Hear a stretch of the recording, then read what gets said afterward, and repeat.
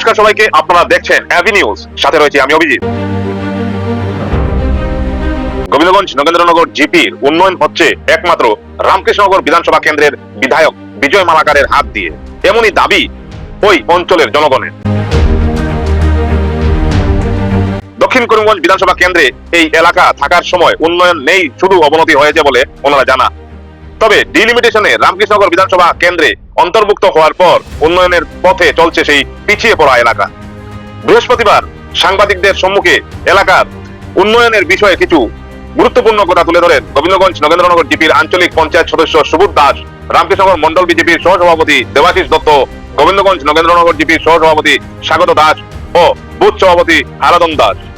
এদিন উপস্থিত ছিলেন শিবু দাস, জয় দাস, সুব্রত দাস, পরিমল দাস, তপন দাস, অনন্ত দাস, রাম দাস ও Krishna Das. News desk report, AB news. ধন্যবাদ সবাইকে।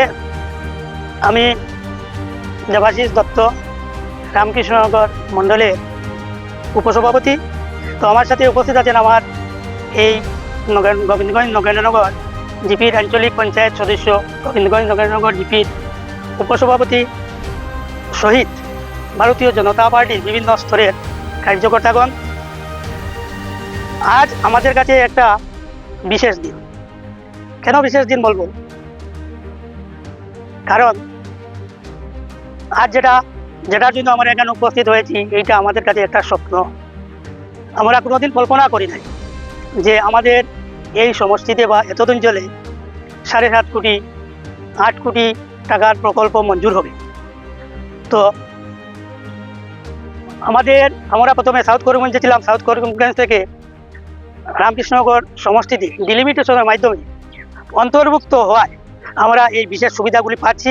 এই জন্য আমি সর্বপ্রথম আমাদের মাননীয় মুখ্যমন্ত্রী ডক্টর হিমন্ত বিশ্ব শর্মা মহাশয়কে অনেক অনেক ধন্যবাদ জানাই আমি আমাদের রামকৃষ্ণনগর সমষ্টির কর্মদক্ষ বিধায়ক বিজয় মালাকার মহাশয়কে।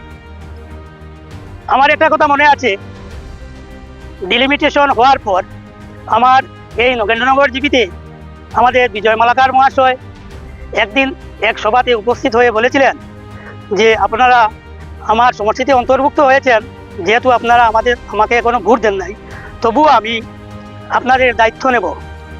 তো দায়িত্ব যে উনি নিয়েছেন, ওইটার প্রমাণ আমাদের দিয়েছেন কর্তব্যের মাধ্যমে। উনি ছোটোখাটো যেগুলো প্রকল্প আছে, ওইগুলো প্রকল্প তো আমরা আমাদের সংগঠনের মাধ্যমেই আমরা চালিয়ে যাচ্ছি। বিশেষ 2টা প্রকল্প উনি দিয়েছেন অভিভাবক স্বরূপ। এটা এই যে আমরা রবীন্দ্রনাথ হাই স্কুলের প্রাঙ্গণে উপস্থিত আছি, এই স্কুলের বিল্ডিং কনস্ট্রাকশনের জন্য উনি 7.5 কোটি টাকা মঞ্জুর করেছেন। টেন্ডারও হয়ে গেছে, অতি শীঘ্র কাজও আরম্ভ হবে। এবং আরও একটি কাজ আমাদের পল্লী উন্নয়ন হাই স্কুল থেকে চানকানি যে রোডের কাজ 8 কোটি টাকার উনি প্রকল্প দিয়েছেন। এইটাতে উনি তার বক্তব্যের সাথে একটা পরিচয়ের মিল দিয়েছেন যে তোমরা আমাদের ভোট দেও নাই, কিন্তু আমি তোমাদের দায়িত্ব নিয়েছি এবং দায়িত্ব নিতে হলে কর্তব্য পালন করতে হয়, এই কর্তব্য তিনি দেখিয়ে দিয়েছেন। তো আমি বিশেষ করে আমাদের এই অঞ্চলের আমি আমার জিপির গোবিন্দগঞ্জ নগেন্দ্রনগর জিপির জনসাধারণের কাছে একটাই আহ্বান রাখছি, বিগত দিনে আমরা যা পাই নাই এখন তা পেয়েছি এবং ইহার মূল্য আমরা আগামী 26শে নির্বাচনে দিতে হবে। যে 26শে নির্বাচনে দিতে হলে আমাদের এত অঞ্চল থেকে বিজেপির পক্ষে অনুকূল ভোট সবসময় থাকে। তবুও আমি অনুরোধ করব, আগামী নির্বাচনে অন্তত আমরা 95 থেকে 96% ভোট দিয়ে উনাকে দেখিয়ে দেবো যে উনি আমাদের সাথে যেভাবে আছেন, আমরাও ওনার সাথে তদরূপ সেইভাবেই আছি। তো আশা রাখি যারা আমরা কাজ করি দলের সবের প্রচেষ্টায় এইরকম সাফল্যে আমরা এগোতে পারবো। এইরকম যে রত্ন আমরা পেয়েছি, আমি রত্ন বলবো, যে রত্ন পেয়েছি কোনোদিন আমরা পাই নাই, এই রত্ন আমরা হাতছাড়া করবো না। উপসংহারে আমি আর বক্তব্য দীর্ঘায়িত করবো না। উপসংহারে একটি কথাই বলবো, আমাদের শ্রীভূমি জেলাতে ডিলিমিটেশন হওয়ার পর শ্রীভূমি জেলাতে আমরা কর্মদক্ষ বিধায়ক হিসাবে 2 জনকে পেয়েছি। একজন আমাদের এই রামকৃষ্ণনগর সমষ্টির বিধায়ক মাননীয় বিজয় মালাকার মহাশয়, আরও একজন পাতারকান্দি সমষ্টির বিধায়ক তথা বর্তমান মন্ত্রী কৃষ্ণেন্দু পাল মহাশয়। কেন আমি বলবো, আমরা এই বর্ডার এরিয়াতে আছি, পাতারকান্দি এবং রামকৃষ্ণনগর সমষ্টির বর্ডার এরিয়াতে আছি এবং দুজনের যে কর্মদক্ষতা আমি অনুভব করেছি। আমাদের রামকৃষ্ণনগর সমষ্টিতে যেভাবে ডিলিমিটেশনের পর অন্তর্ভুক্ত হয়েছে, পাতারকান্দিতে সেম আমাদের থেকে অন্তর্ভুক্ত হয়েছে। তো উনারও কর্মদক্ষতা আমি দেখেছি, আমাদের বিজয় মালাকার যেরকম নতুন সমষ্টিতে কাজ করছেন, উনিও তদ্রূপ সেম নতুন যে সমষ্টি আছে এই সমষ্টিগুলোতে বিশেষভাবে কাজ করছেন, নজর দিচ্ছে।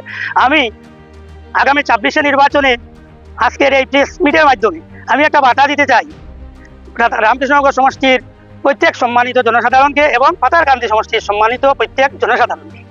আমরা স্বাধীনতার পর এই নতুনভাবে দুইজন রত্ন পেয়েছি আমি বলে মনে করব। আর 26শে নির্বাচনে এবং পরবর্তী নির্বাচনে যাতে আমরা এই দুইজন রত্নকে কোনোভাবে হাতছাড়া না করি, এই আবেদনটুকু আমি সম্পূর্ণ জনসাধারণের কাছে রাখছি। তো এই দুই সমষ্টির কথা আমি কেন বলছি বিশেষ করে, কারণ কষ্ট কাকে বলে আমরা সাউথ করিমগঞ্জে যারা ছিলাম তারা হারে হারে টিয়ার পেয়েছি। আমরা সংগঠনের কাজ করছি 1991 সন থেকে।